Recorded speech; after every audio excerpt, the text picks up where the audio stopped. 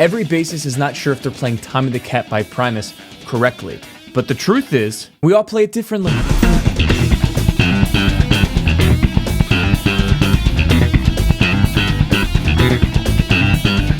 What's up? I'm Andrew Freed from Bass Freedom. This is one of the most iconic slap bass lines ever written and one of the most misunderstood. Learning Les Claypool's bass lines have made me so much better. It's tough to tell what Les is actually doing. In this video, I'll break down Tommy the Cat in full detail. We'll look at the technique, the phrasing, the tone, part by part, and I'll even teach you how to play it what I think is the right way. Are you ready? Let's go.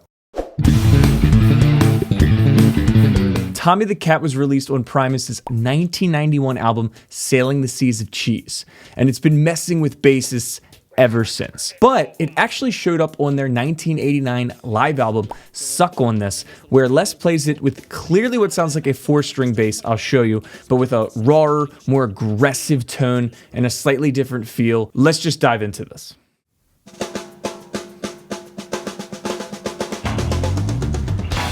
You see the 6-string fretless bass there.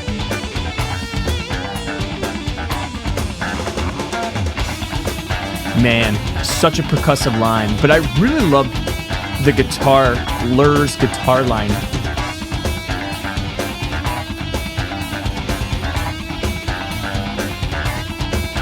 This is a crazy video, all black and white. Take a break from the bass line, the craziness. Got some young Les there, right? Really focus on the bass line here because we're going to break it down in great detail.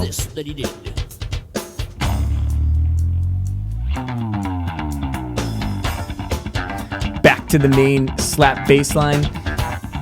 There's a lot of transitions and fills he does here. You hear that, right?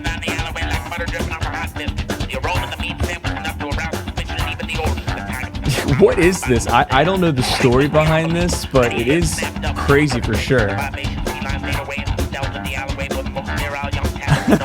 Oh, I love that. The bouncing. Double bass with the drums. I'll let it go a little more, then we're going to break down that main riff. This whole video is going to pretty much be mainly on the bass line, the main riff, that crazy slap. And that was me. Tommy the Cat is my name. And I say unto thee. Say baby. Let's break down this main riff. Before we really dive into it, I want you to hear the Suck on This version I was talking about. Check this out. You can hear that it's definitely a 4-string bass.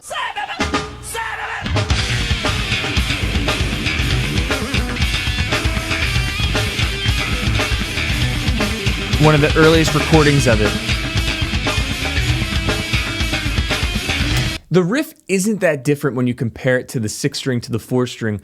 A lot of the fills and the transitions he does are different because he uses that low B string, but I'm going to do my best, so let's look here. And Les clearly plays it live with a 4-string way more nowadays than he used to. Here's how I play it.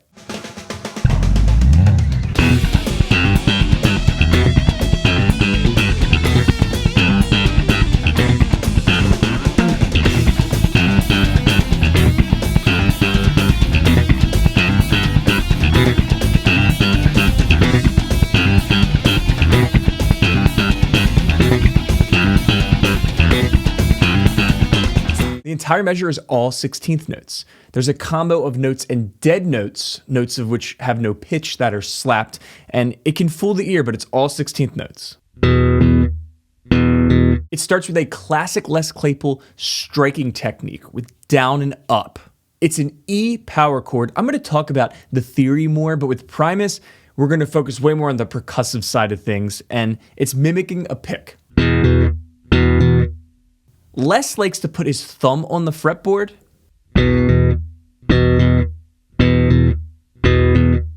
I kind of freehand it It's up to you as long as you get that strike down and up. That's the first part. Then we have slapped dead notes and the 3rd fret of the E string is played. Listen to this.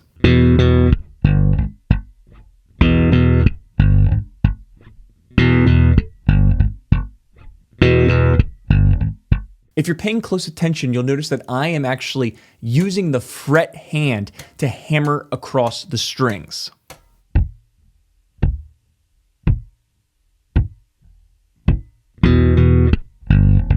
He's hitting the 3rd fret, and it's pretty tough to play the 3rd fret, then this left hand fretting hammer right after it. So it often sounds like a hammer-on sometimes. It depends. Sometimes Les will play it as it's tabbed out, and sometimes you'll hear a hammer in it.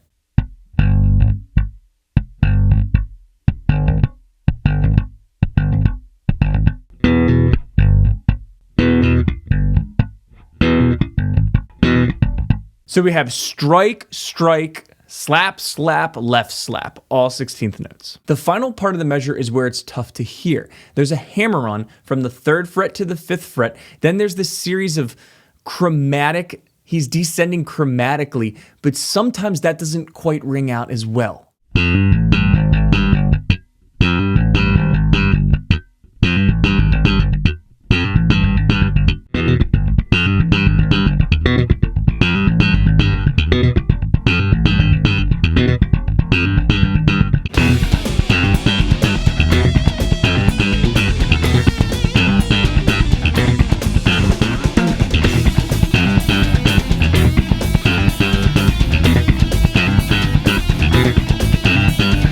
So I tried to play it both where that hammer-on rings out a little bit and then it's both dead. I think I'm pretty confident this is as close as it gets. Let me show you why. Watch Les playing it like 2 weeks ago. For you, bro. All right, now I want to just slow this down so you can see that you can notice the descending chromaticism. This is at 75% speed.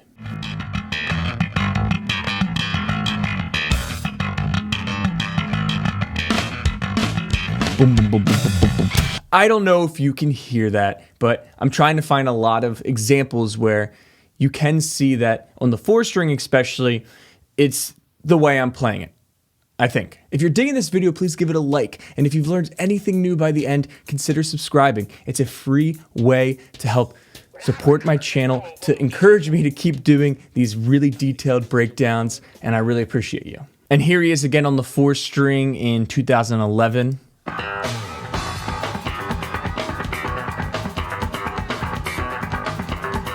So freaking good, man.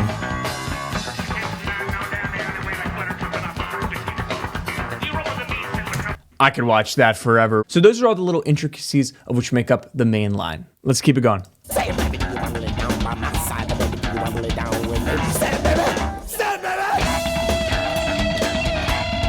Love the guitar shredding. A lot of that striking there.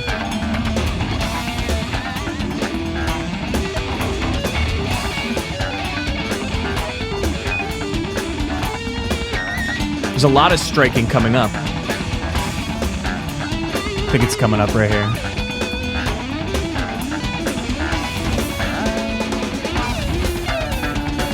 Hear that?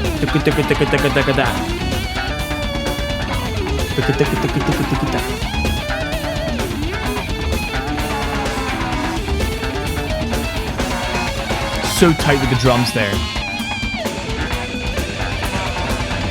All right, so if we're talking harmony here, it's kind of difficult because, as I mentioned, it's so percussive, and it's not that key is irrelevant, but Les's singing isn't the most melodic type of phrasing. I think I would call this E minor. The guitar solo definitely has an E minor pentatonic vibe, but Lur, he likes to throw in a lot of dissonance, so you'll hear a lot of the flat fives, the diminished sound, tritone, the flat twos, which can give you a Phrygian sound. I'm really not here. I don't think it makes sense to break down this video in terms of harmony, but I would call this song an E minor if I had to. So I want to talk about the fills now. Les often does these walk-ups with the 5-string. I'm on my 4-string today, so I can't do that, so I'll have to accommodate it for the 4. But when he's on the 4, he'll do things like this.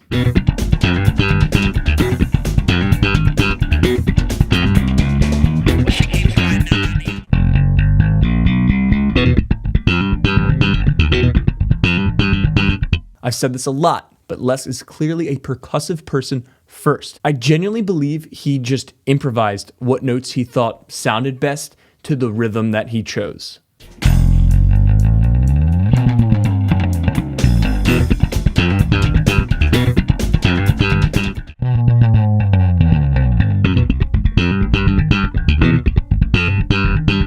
I really love that one that does this.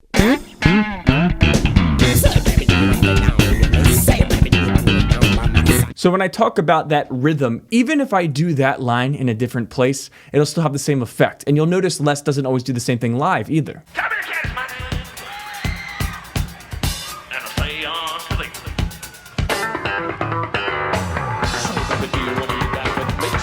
It's a textural thing. I think you have a little bit of freedom over that part. There's a lot of power chord striking that he does in the other parts. If you want to learn how to do basic slap and pop and get better at the bass, then you should check out more information below about my website, Bass Freedom, and my courses that I call Step by Step. I don't have the 5-string, so here's how you can accommodate it on a 4-string.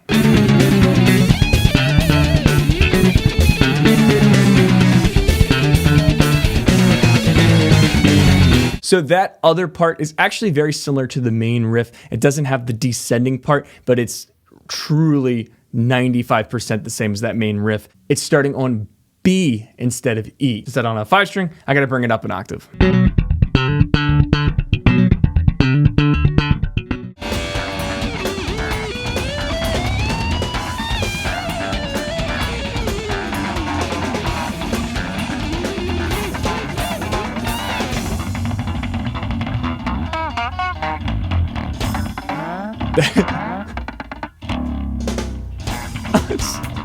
Oh my God, that is so good. All right, how the hell does he do that crazy slap solo? It's not just random noise. And it's actually funny because I've seen tabs online that literally say random noise part. Like people didn't even try to transcribe it, but I did.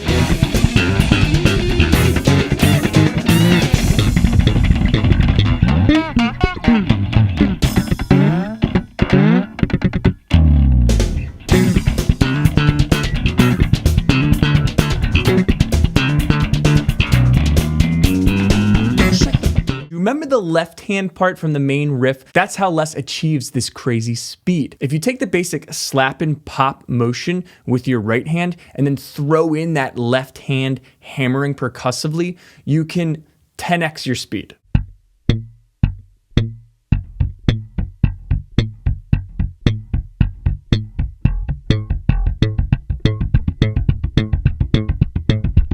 So you can see how I did slap, left, pop, left. But that doesn't have to be that basic 1 and 2 and 3 and 4, and I can change up the rhythm.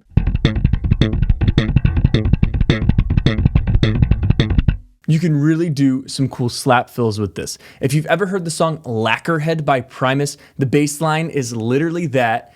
I recommend you go check it out.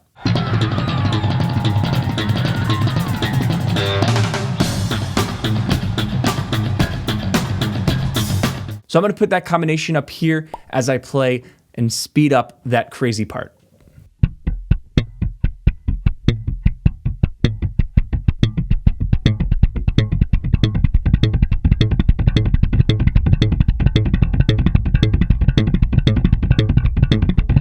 It is so freaking cool, right? But that's just the first part of it. Now we have some random notes that he does, and then it's followed by an awesome tapping part. Doing some dead notes and then slides.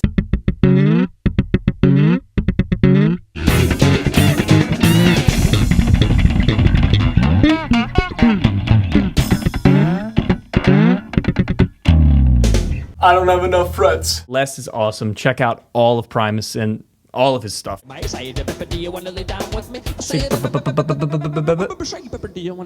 Such a good little jingle, whatever you want to call it.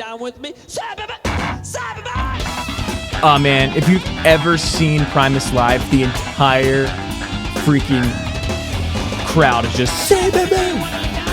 Say baby, do you wanna lay down by my side? Baby, do you wanna lay down with me? Say baby, say baby.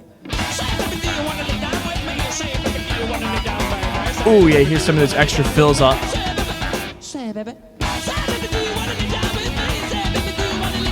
Definitely one of my favorite Primus songs.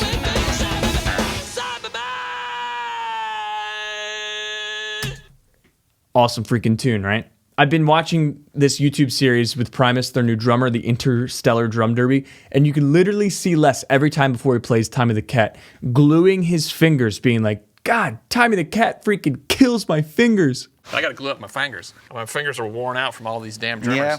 Glue. Instant callus. After I've been touring for a while, I don't need to glue up, but it usually takes about a week. I've never played with glue, but I can agree it's definitely a beast to play, so I'm sure after all the years, his hands are probably so freaking crazy. Can you imagine being slapped by Les Claypool? I genuinely love Primus. They're one of my favorite bands. As a bass player, learning Les Claypool's bass lines have made me so much better. Like, I've become such a better bassist, percussive, the way I feel things, just learning these lines. It is worth it, whether you're listening or even if you're not a musician and you get to experience it live, it is just so freaking good. So let me know what I should do next. Thank you guys so much for watching. This was a crazy bass line, crazy bass tune. I freaking love Primus. If you want to see another crazy bass line, check one of these out. Subscribe. Thanks again. I'll see you next time. Peace.